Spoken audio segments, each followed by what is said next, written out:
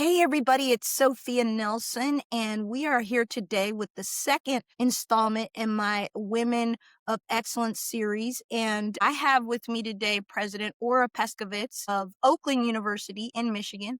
It's a large public university. She's the seventh president of the university, also the longest serving to date. And I am looking forward to this conversation because I know this amazing woman. I had an opportunity to serve on their campus a couple of years ago in a lecturer position. And what an amazing school with amazing faculty and staff and students too. So when I was deciding which women I wanted to talk to in this series, this was a no-brainer for me to talk to Ora. So Ora, welcome.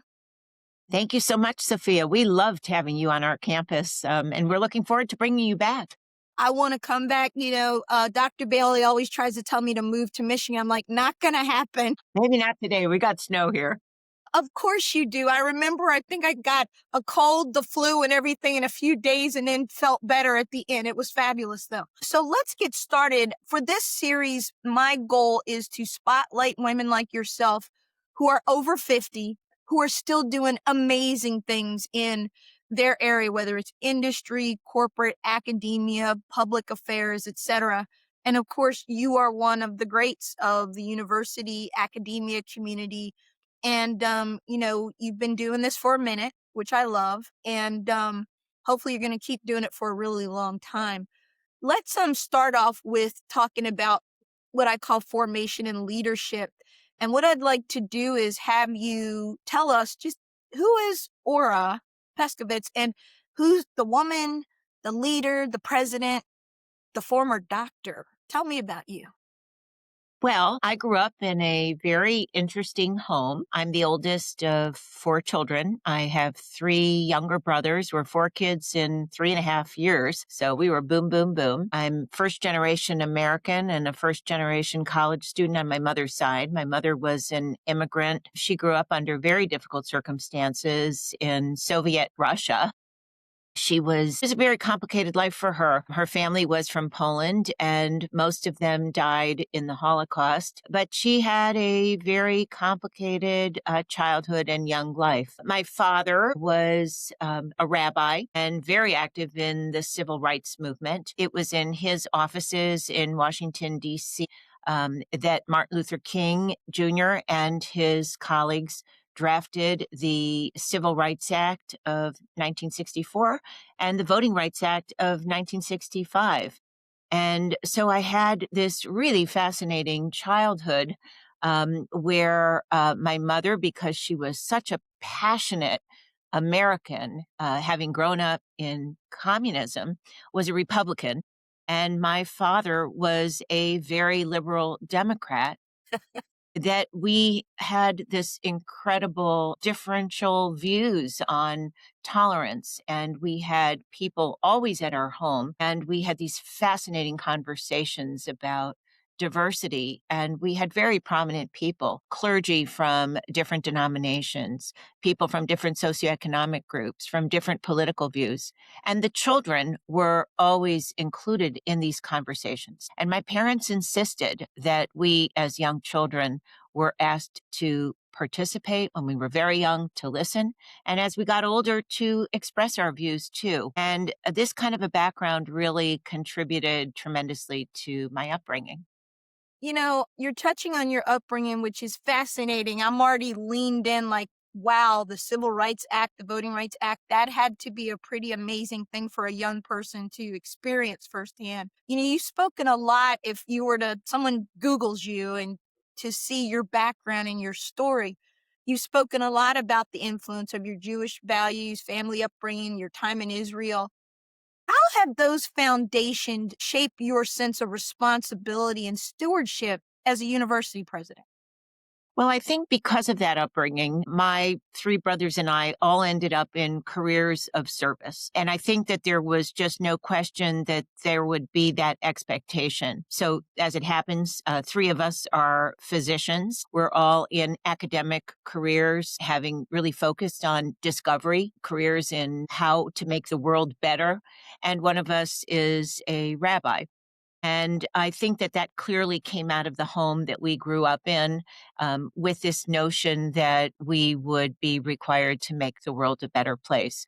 I remember being a 6-year-old child and accompanying my parents to Martin Luther King's March on Washington and hearing the I Have a Dream speech. And although I don't specifically remember everything, I've probably been influenced by having seen it so often on videos. I know that that impacted everything that I've done in my life ever since. And I know that the same is true for my siblings. And I hope that I've instilled that in my own children and, frankly, in the way I lead and the institutions that I've led, even before coming to Oakland, and the kind of values that I try to instill in my university today. So it's been a part of me. It's really ingrained in who I am. So you would agree then that our formation, my word, as young people really influences what we do, even as we become adults and get into our careers, that what we're taught, those values at the kitchen table and the discussions that we have, is that something you would encourage families and parents to do, particularly in these difficult times that we're living in, really have those discussions about the events of the day and just, how they shape the young people going forward? It's really critical. I mean, I'm a pediatrician, so obviously I care a great deal about how we raise our children. And I do think it matters tremendously. Of course, we have many students at Oakland who don't have the opportunity to be raised in homes like the one that I was raised in. So we often have to rely on opportunities that they might get later in life.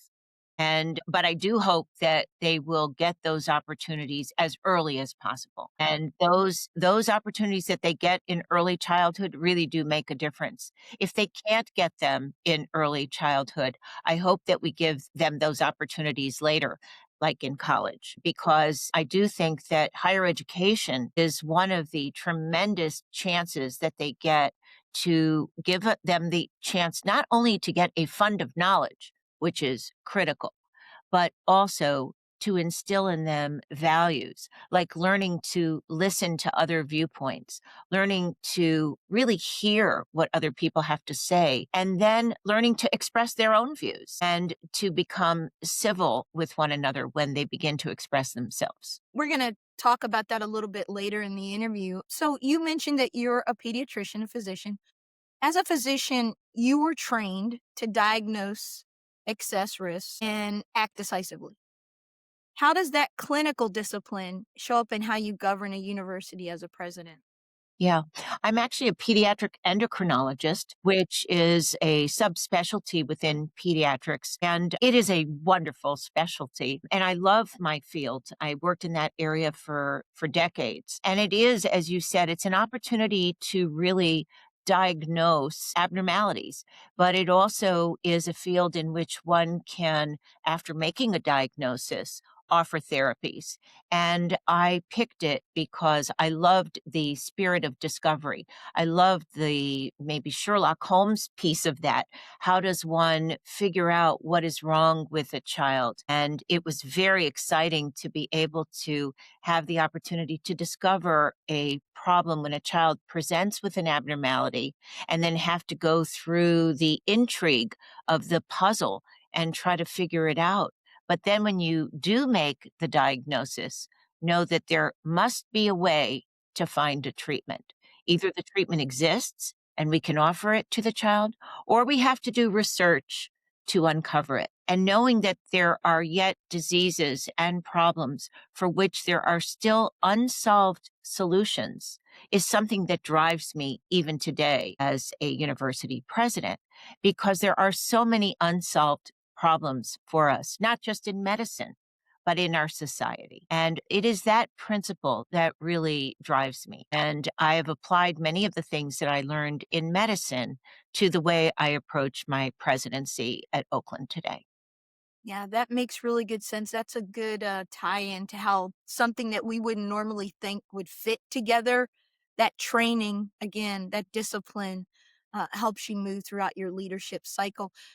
Let's transition a little bit to the world we live in right now. Universities obviously sit at the center of many of our national tensions. And as president of a large public university, how do you assess the state of our democratic norms and civic understanding among your student body right now, faculty, et cetera? How do you see things as a university president of a large public university? Well, we're definitely living in extremely challenging times, and there's no question that there is tension, both in the society as a whole and as it's reflected in our higher education system. One of the things that particularly concerns me is how the public values higher education. And I am very concerned that we are not valued in the way that we should be. I hope we'll come back to that in a moment. Go ahead and expound on that because I am going to talk about that. Let's do it now. Tell me why you think that is and what can we do about it? Well, I think it's really important for people to understand that there are so many myths about higher education. First of all, I'm the president of a university that's known as a regional public university. And it's important to understand that 70% of America's college students go to universities like Oakland University. Right now, I'm the chair of the board of ASCU, which is the American Association of State Colleges and Universities, which are made up of universities just like Oakland. And that makes up the majority of state colleges and universities around the country. And this is where most of America's college students go. But when you talk to the public and you ask them, what do you think of higher education? And right now, the public oftentimes has so many misconceptions. Misconceptions like, well, higher education is so expensive and students graduate with incredible debt and it's unaffordable and college degrees don't worth are not valuable and aren't worth anything. These are all myths that are completely untrue. So for the 70% of students who go to universities like Oakland, let me give you some facts and some data that I think are really important to dispel. So first of all, is it inaccessible and unaffordable? No. So, for example, at Oakland, our university, which is really representative of the majority of schools like ours, if a family earns less than $70,000 a year, they come to Oakland for free. They pay no tuition.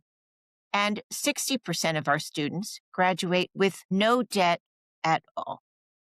And if they do have debt, the average debt is about $22,000, 300. And because they get such high paying jobs, they're able to repay that debt in less than 18 months. And in Michigan, just Michigan, 46 of the 50 hot jobs, the important jobs, require a bachelor's degree or higher. So it is a myth that college isn't worth it. In fact, it's required, not just for individual success and prosperity, but also for the community success and prosperity. And if there's a single factor that contributes to the local economy's success and prosperity, it's higher education. If you were to pick one thing that matters most, it is that. There isn't another factor that matters more than higher education. I can't tell you how important what you just shared is because I think what happens is, particularly in, like, let's say the last 5 years where there's been a big focus on campus protests and campus free speech issues, et cetera, people are focused on the Ivies. Yes, the Ivies cost $70,000 a year, right? Or they're focused on the big public universities like the University of Michigan or the University of Virginia or whatever. And those schools do cost more money, even though they're public. They are what I call public elite institutions. And so, again, I was really intentional about wanting to talk to you because I think that the public doesn't even understand writ large that there's so many universities like Oakland University and what you do and how important you are to that regional focus. So really thank you for that fact-based. I'm going to get back to facts later because I think they're missing in our dialogue as of late. And I thank you for clarifying that because it's a really good point that yes, college is accessible to you too. And it still matters, right? You believe a college degree still matters?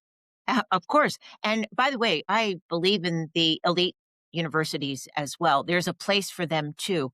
It's just that there is a place for this entire spectrum of universities, both the elite institutions, the Ivies, and the flagship state universities. But the majority of universities in the country are accessible to every student. And it is those local regional public universities that drive the local economy. And it is universities like ours that actually produce the local workforce. And that is what is important to the local economies in every state. Yeah. Let's we've seen rising concerns nationally around anti-Semitism and identity-based tensions and polarization on campuses. Yesterday, just around the corner from Oakland U, a synagogue was attacked. Thankfully, no one was hurt, no students, no faculty there. The assailant was apprehended and I believe is dead now. And so, thinking about that, and then we have a war going on right now in the Middle East.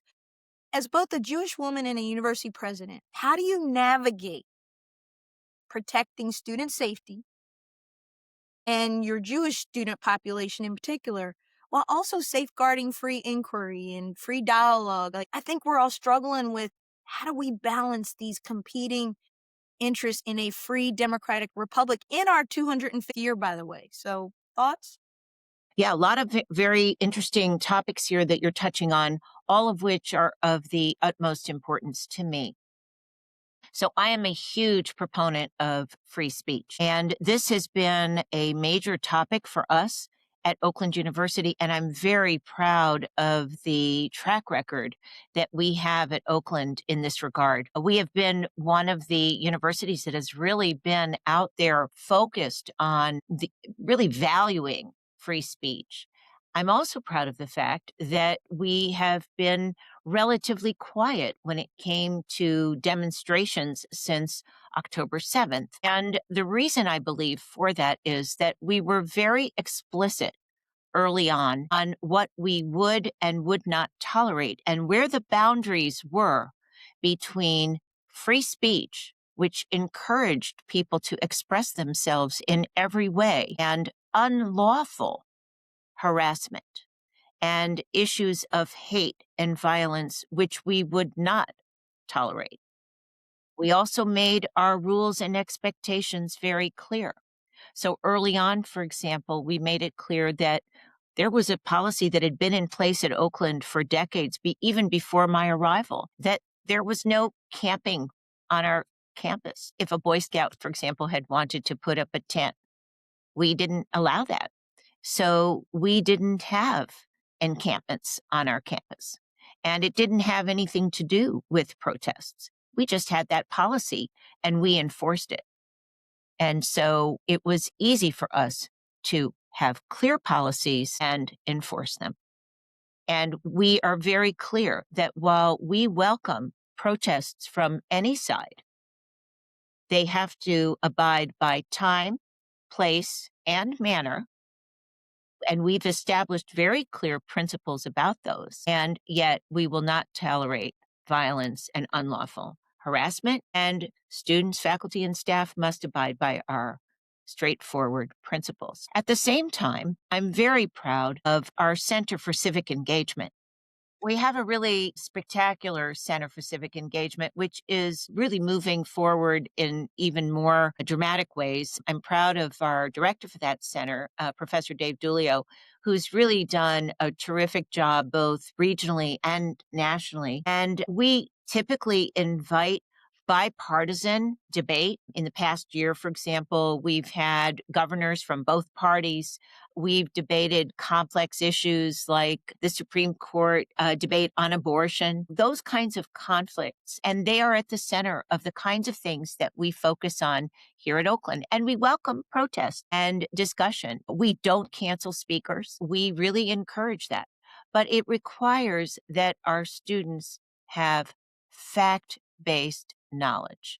In other words, debating topics without knowledge is really problematic. And so we encourage our students to know what they're talking about and then to debate both civilly and with knowledge. And so, one of the things that I'm very excited about that we've introduced this year is a really novel program that is in its pilot stages that adopts a book that is called the Civility Book that was written by two journalists here in Michigan. One is a well known conservative. His name is Nolan Finley.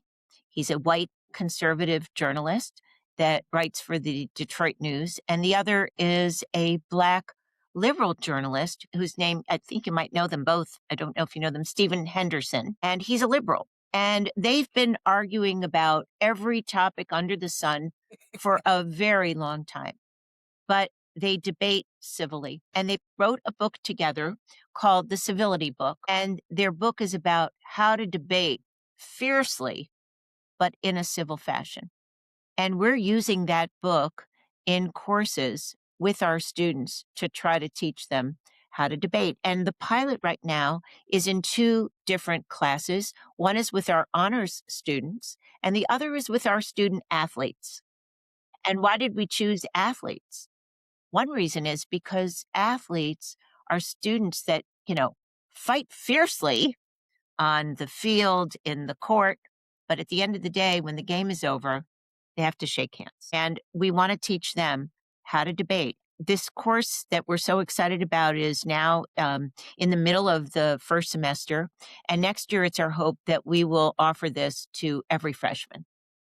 That is fabulous. I was going to ask you for an example of this, but you've already given it to me. And what a great, I'm going to get that book myself. I think it's fabulous. And I think that, again, as we are in our 205th year as a country, and we'll celebrate that this July 4th. Here's the front cover. That's amazing. And what a great title, The Civility Book. God knows we need that now more than ever. So let's transition to the third section of this interview, and that is talking about research, workforce, and institutional responsibility.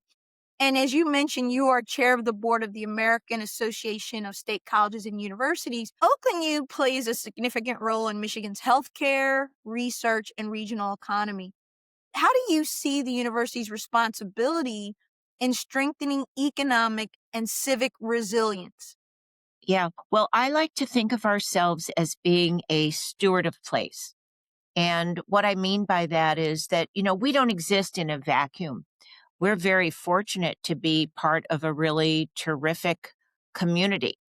And what I envision by us being part of a place is, first of all, I've already alluded to the fact that we're a regional public university. That means that the majority of our students come from the local community. And when they graduate, they go back to the local community. And so we have a responsibility to contribute to the vitality of the local community, to its economic development, to its success.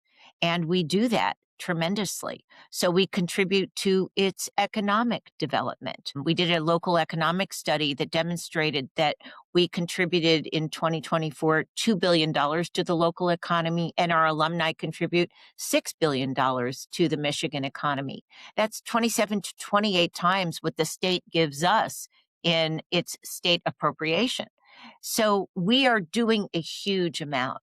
But when we do that, one of the ways that we're focused is we're in partnership with the local businesses. So we do an assessment. Part of what I think is my responsibility is to say, what does the local economy need from us? And what can we contribute back? So we like to think of ourselves as being the local university of choice, but the local workforce university of choice. So how can we be the pipeline to that workforce? So we assess what are the workforce needs. So here in Southeast Michigan, where we are in the major workforce focus of Michigan's economy, we assess that need with the local businesses, the local industries, the local schools. And the greatest workforce needs for us are in healthcare, engineering, computer science, data, AI, business in general, and education. And we work with those local CEOs of companies and we ask them, what kind of student do you want us to produce? And when they tell us, we're agile and we're able to refine our curriculum to produce that kind of student. And our research is also targeted that way. Our faculty, for example, if they're in engineering, they're not doing general hypothetical research. If the car companies need a particular type of battery, our faculty are focused on that. If in healthcare, they're interested in a particular robot to do the next kind of robotic surgery, that's what they're focused on. Or a new drug, that's what they'll be focused on. And so it's very applied research. And so we work on that. Also, though, we expect those companies to offer our students internships because it is in those internships that ensure that our students are being trained exactly the way the companies want them trained. And they also get to see whether our students are, in fact, good employees. And it turns out that they're great employees. And we've created a program that we call the OU Pledge, which is our pledge to every student that they're going to get a real world experience before they graduate, at least one. And those experiences are what ensure that they're going to get jobs in these local industries. And it is really this continuous cycle, which is so successful. And it's been fantastic. And it's how they end up with these very high paying jobs.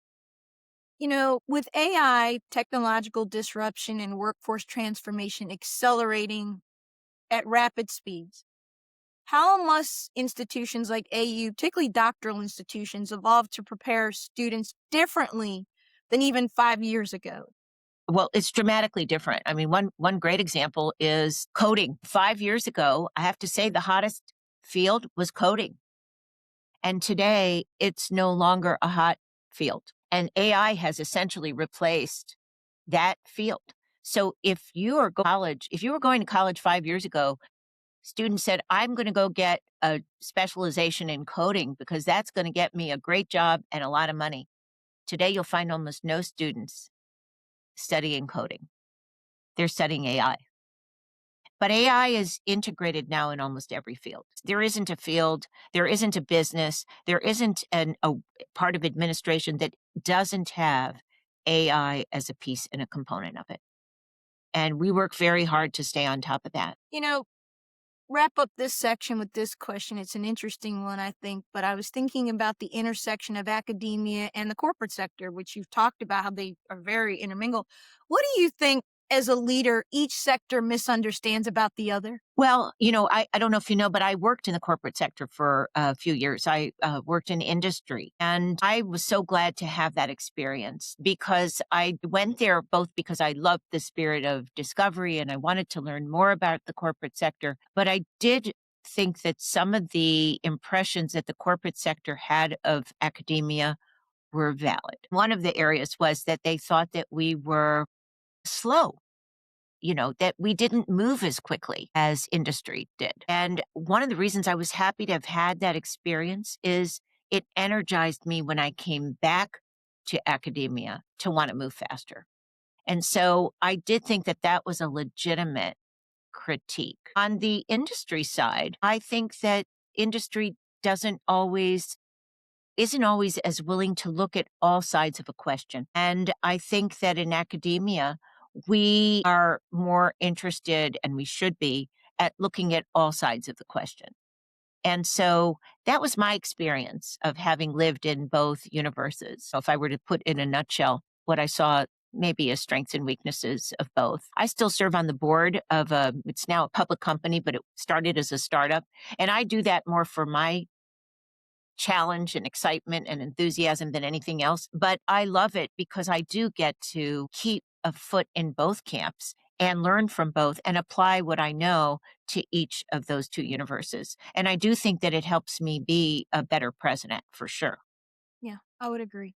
So last section, we're about 30 minutes in, believe it or not. And we're going to talk now about my favorite part of this interview, which is going to be women, leadership, and America at 250 and where we go from here.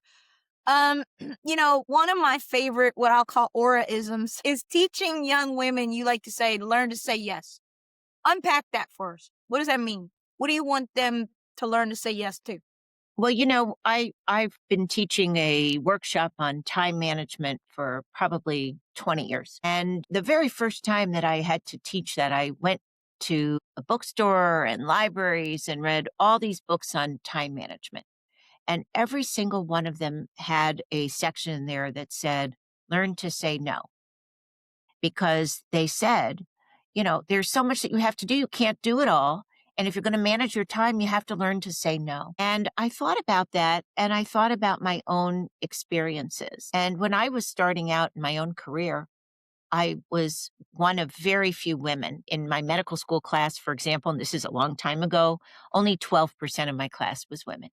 So it's certainly tables have turned today. It's not that way, but there were very few women. Even today, there are still very few women at the top. There's still a glass ceiling. But I learned that every time I got asked to do something, I was sort of a token and I would say yes. That opportunity that I accepted, if I accepted it and I did well at it, led to the next opportunity.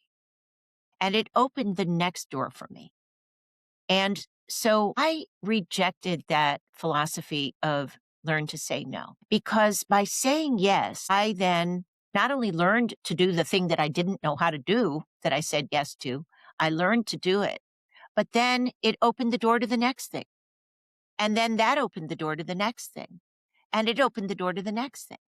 And before I knew it, I ended up with a fantastic portfolio of many things that if you had asked me when I was in medical school, did I ever think that I would become the CEO of two health systems or work in industry and be a senior vice president at a pharmaceutical company or the president of a university? In a million years, I never would have thought that I would be doing any of the things that I went on to do.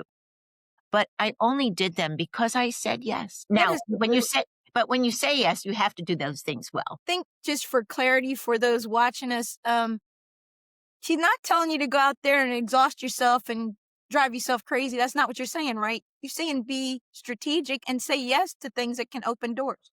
Right. But don't be afraid to try. And also don't be afraid to fail. But don't be afraid to try. Let's talk about the aura curve. Yeah. What's the aura curve?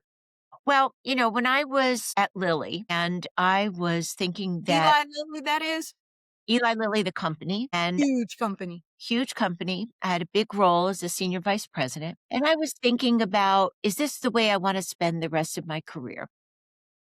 I was hearing from headhunters from around the country about different kinds of jobs, including university presidents. And I was thinking that maybe I would think about looking at interviews for university presidencies. And I was thinking, well, would I want a presidency at a very large presidency? This is the Aura curve. I don't know if you can see it. I've seen it. And I thought, well, a university presidency, like let's say I was not offered the university presidency at Harvard, but if it were here at the top, the best presidency in the country, I thought, is that one that I would be interested in considering? Because I thought, if I have a certain amount of time left before I retire, what kind of impact could I have at making that university better than it already is? And the answer in my mind for me was not very much. It's already the best. At the same time, I didn't think I had enough time to take a very low ranked university and give it all the time and attention that it needed. So I drew this curve on a napkin and I said, I need to be someplace in the steep part of this curve where there are a lot of good resources, but they have a lot left to do. And so I wanted to find someplace that needed work, but had a lot of resources where that I could use my skills and my talents, whatever they might be, but mostly my time because I knew I was going to work hard and make it better. And so I picked intentionally a regional public university, even though, to be honest, I had spent most of my career in the elite universities. But I wanted to go to a place like that because I wanted to maximize my. Yeah. And I love that being intentional. I think that's a good takeaway, ladies watching and gentlemen watching. I think all leaders have to be intentional. They have to make good choices and choices where they're going to have the best impact. And on that note, let's talk a little bit about now when we're talking about leadership skills and what makes an extraordinary leader versus just someone that's just leading. And I think those things are different. I'm familiar with something you call the 8 C's. You don't have to give us all 8, but I'd love to get a few of your 8 C's, and then I'll make sure to work them into my article, all of them, so that people have them. Yeah, well, I think there are some things that differentiate ordinary leaders from extraordinary leaders. And by the way, I think these are also qualities and characteristics that differentiate extraordinary institutions from ordinary institutions because the institutions also have these qualities. The first one doesn't actually start with a C, but it has a C. And it really is a moral compass. If you're a religious person, this might be your sense of religion. If not, it's your true north. It's your sense of purpose. And it is your sense of morality. And I believe that leaders do have to have a sense of a moral compass. And it does drive them. And by the way, it's one of the reasons why I believe that leaders do have to lead with a sense of moral purpose. It's one of the reasons that I reject a current fad among university presidents called institutional neutrality, where current leaders are not speaking out. I believe they should speak out. So you mentioned, for example, the anti Semitic attack that occurred in Michigan. I wrote a statement about that. I wrote a statement about the situation in Minnesota. And I've written statements because I believe that there should be moral leadership by moral leaders. But there are 7 other C's that I believe are important. And one is compassion, that leaders must exhibit compassion. They must have courage. They need to focus on making important contributions. They need a commitment to the work that they do. And then there are 2 that require working with others. One is communication, because that's what you and I are doing here today. If you just keep all this stuff to yourself, but you don't share it with others, it is meaningless. It's like stuck in a box. And the other is collaboration, because we don't do anything alone. And then finally, what I call the spicy sauce. Extraordinary leaders do what they do by being creative and bold. Because Einstein said creativity is more important than intelligence. Thank you for those, and I will make sure to get those all written down, so don't worry, you don't have to remember them all or keep scrolling back.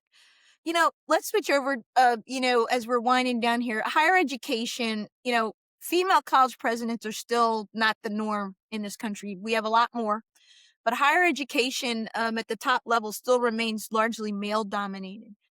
What still surprises you about being a female university president, if anything does, in the year 2026? I don't know if it's a surprise, but I would say that women lead differently than men. I don't know if you can generalize, but I would say that women do lead with more compassion in general. They do tend to collaborate more than men. And I do think, and as you've written in your own book, they help other women to rise and they take other women with them and they try to help other women do that. And it's one of the reasons why I've written a little article that I call the mentor quilt, which is what I talk about trying to get women to focus, not just women and men need to have a quilt of mentors to help them because I think that they do a better job often. By the way, all of my mentors were men because that happened to be when I grew up. But they do tend to, and again, it's very difficult to generalize. But women often will think of men. This is not always the case, by the way. But I do think that they tend to have many of those qualities. Whenever I talk to women leaders like yourself at the highest levels, they all mention this without a fail, that women lead with that EQ better. And I think even men will admit that. There are some men that are very good at it, but our culture doesn't teach those things from the time men are boys as they do for us as girls, and particularly as we go up, to be nurturers, to be caring, to be kinder. And I think those are great skills to have when you're a leader. And I think you could probably give me 20 examples over the years of where you had to employ those skills, right? To get the university more dollars, to do whatever it is you need to do as a president using those skills. Let's switch over a little bit, some advice. This is the master class portion. I want to have women have some takeaways from you because you've had such a wealth of experience and an interesting career that is not the traditional path, right? For somebody going into academia as a college president. What advice would you give, Ora, to women from what I would call non-traditional backgrounds, women of color, women of faith, from underrepresented backgrounds who aspire to the academic C-suite? Yeah. Well, first of all, I sort of alluded to a couple of these things. One of them is to get mentors. And I think that mentors and sponsors are very, very important. I believe in this concept that I actually created this idea when I was very early in my training that I call get a mentor quilt. And the reason I did this was my best mentor was a man. But when I was very early in my training, he did something that disappointed me. And I thought, oh my gosh, should I throw him out as my mentor, even though I had admired him so much? And I realized, no, I can't do that because in this one domain, he was so great. So I decided I need to develop this quilt of mentors where I would develop this patchwork. He could stay my mentor as my scientific mentor. Then I needed another patch on my quilt for somebody who could help me learn how to be a good wife. He would have been a terrible husband. That's where his falling was. Somebody else who could help me learn how to be a good business person when that time came. Somebody who could help me deal with ethical issues. When I became a widow, when my husband was killed in a car accident, widow mentors came crawling out of the woodwork. I didn't seek them. It was amazing how many widow mentors sought me out. And when I became a university president, I found these amazing president mentors. So I now have this amazing quilt and I've never discarded any of these patches. And whenever I need a mentor, I pull out my mentor quilt, I wrap myself in it. It is so warm and so comforting and so fantastic. And I think that everyone, including you, Sophia, if you don't have one, need to get your own mentor quilt and never throw it out and just keep adding patches to your quilt. So that's one piece of advice that I do have for every woman. The second is I love a book called Range by an author named David Epstein. And he talks about the fact that you should be willing to try all kinds of things. And my career is a good example of that. I've been a doctor, I've been a scientist, I've been a CEO, I've been a president. Don't be afraid to do different things.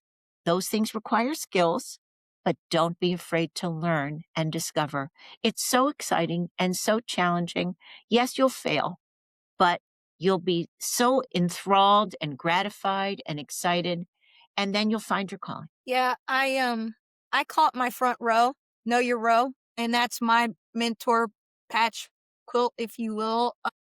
And you're right, you collect them throughout every journey and every part of your life from the time you start college to grad school, da da da da da. As you're aging yourself, your mentors are aging. So I've got what I call reverse mentoring, which you get somebody younger than you that teaches you things. And I think everybody who's over 50 and in a leadership role, Aura should have a younger person who's maybe in their 40s or 30s that sees the world very differently and experiences, and they help you as a leader to stay connected. I agree completely. I've learned so much from my students, Yes. from my children, from my children in love, my in-law children. Yeah, I agree completely. It's great advice. So let's look at as we wrap this, and what an amazing dialogue. I could talk with you for hours. We could keep it going forever. But we do America turns 250 years old this July 4th, 2026. 250 years. You look around right now, we got a lot going on. It looks like this Ben Franklin was right when he said a republic if you can keep it. And I don't know if we're going to keep it or not. I think we're in moments now where that feels strained and difficult. It feels like the guardrails have fallen off. What role do you think public universities play or should play in renewing our founding ideals, particularly around pluralism, free inquiry, free speech, the free press, the Bill of Rights, and democratic responsibility? But I think even more than that, how do universities and leaders like yourself help us forge a path forward? We already know what's happened. It seems to me the dialogue needs to be, where do we go from here, given where we are at this moment with the system being strained and tested and guardrails maybe falling off? What role do schools play in how we go forward and have another 250 years, long after you and I no longer walk the earth? But your thoughts on that? Well, first of all, I think we play an essential and critical role. And I'll just say that at Oakland, we are celebrating the 250th anniversary in a big way. We started our celebration already this year, and we're celebrating it for the entire year. So I'll just give you a few examples of some of the things that we're doing throughout our campus. We have a program and a project called Deciphering the Declaration.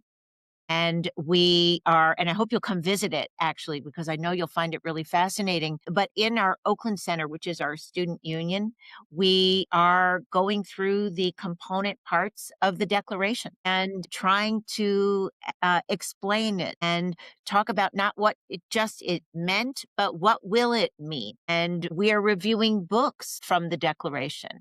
And during this month, that's Women's Month, we're talking about the role of women and what have they meant and hopefully what will they mean in the future. And we are also, again, through our Center for Civic Engagement, studying what we're going to be doing to really focus on civic engagement. And again, the questions that you are touching on, what will they mean for the future? And we are going through an immersive timeline of American history. I'm very proud of the fact that our students at Oakland have one of the highest voting rates in the country. And we're very focused on that. We really believe that it is important for them to really be engaged in the civic process. We don't tell them how to vote, but we do tell them that it's important for them to be engaged in the civic process. And so this is something that I believe that universities do play a key role in. And we want our students to feel that they are a key part of the democratic process. And it's a major part of what differentiates America from many other countries in the world. And it's something we should be so proud of and we need to preserve. I'm going to give you the final word with this question here. When the book is written on Ora Pescovitz's life and what you contributed, and, particularly in the higher education realm, decades down the road, what do you hope will be said about how you responded in this moment as a leader? Again, this 250 years, we're in a challenging time as a country. We're getting tested.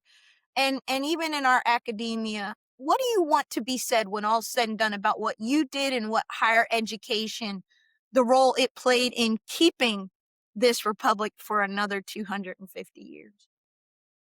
I hope that people will say that we as a university contributed locally, regionally, and nationally to making the world a better place. That's a great answer. And Aura, this has been a wonderful dialogue with you. And I really look forward to, I get the honor of writing this up after we have these conversations. And I just wanted to introduce you to a broader national audience that will read about you and learn about you, some for the first time, some not. Anything else you want to leave us with? Any other wisdom, anything you want to share before we wrap it?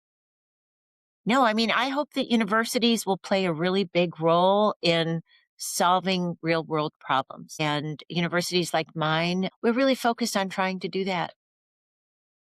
Well, Yeah. thank you so much for this, and we thank you for your time. And we are excited about this and look forward to working with you more in the future. Yeah. Thank you so much. Thank you for the opportunity.